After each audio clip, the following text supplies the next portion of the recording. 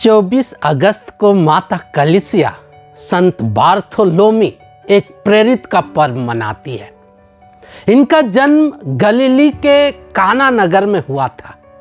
ये काना नगर के निवासी थे।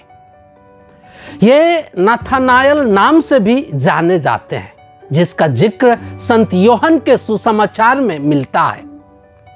वह संत फिलिप प्रेरित के मित्र थे। जब फिलिप ने उसे यीशु मसीह के बारे में बताया और वे नाजरेत से आते हैं, उनके मन में एक स्वाभाविक सवाल उठा था कि क्या नाजरेत से कुछ अच्छा आ सकता है। वह इस तरह का सवाल क्यों किया था?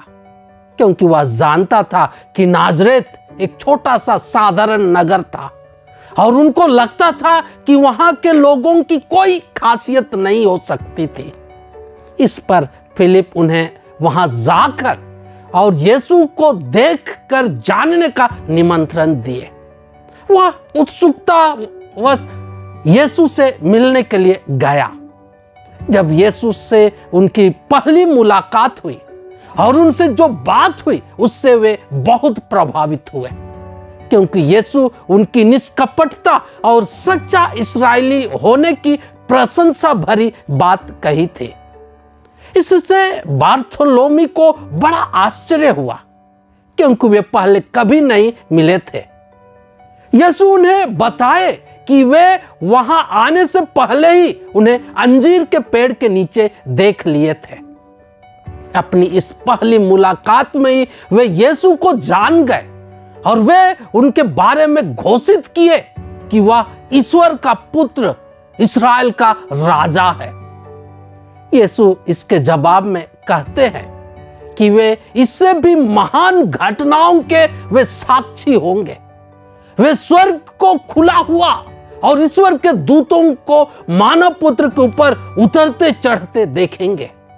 इस तरह संत बार्थोलोमी की संकीर्ण सोच दूर हुई और ईश्वर की महानता को जानने और समझने लगा।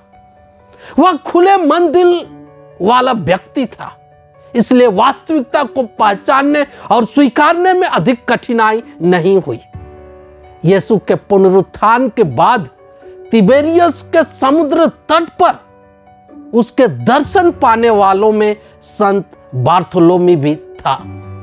वह पुनर्जीवित यीशु अन्य शिष्यों के साथ उन्हें जलपान कराए थे। बाइबल में संत बार्थोलोमी के बारे में बहुत अधिक जिक्र नहीं मिलता है। इसके संबंध में परंपरा हमें बताती है कि वे पेंतेकोस्त के बाद पवित्र आत्मा से अभिषेक होकर अरब देशों में सुसमाचार का प्रचार करने गए। यह भी बताया जाता है कि वे भारत देश भी आए और मुंबई के कल्याण नामक स्थान में धर्म प्रचार किए। इसका मतलब कल्याण का इलाका इन्हीं के कर्म भूमि रही और वहीं ख्रिस्त के लिए शहीद हो गए और उनके मृत शरीर को समुद्र में फेंक दिया गया। उसकी लाश अर्मेनिया के निकट समुद्र में पाई गई और वहीं उसे दफना दिया गया। संत बार्थोलोमी हमारे समान ही साधारण व्यक्ति थे। वह अपने कर्तव्य कामों को अच्छी तरह ईमानदारी पूर्वक करते थे। वह निष्कपट और सच्चे थे। यही वजह थी कि वह आसानी से यीशु को जाने और उसका अनुसरण किए और उसे उनका प्रेरित बनने का सौभाग्य मिला।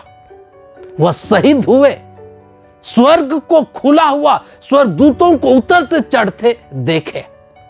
क्या संत बार्थोलोमी के समान हम भी यह सौभाग्य पाना चाहते हैं? अगर हां, तो हमें भी निष्कपट और सच्चा व्यक्ति बनना होगा। यीशु को पूरे मन दिल से शिष्य बनकर अनुसरण करना होगा।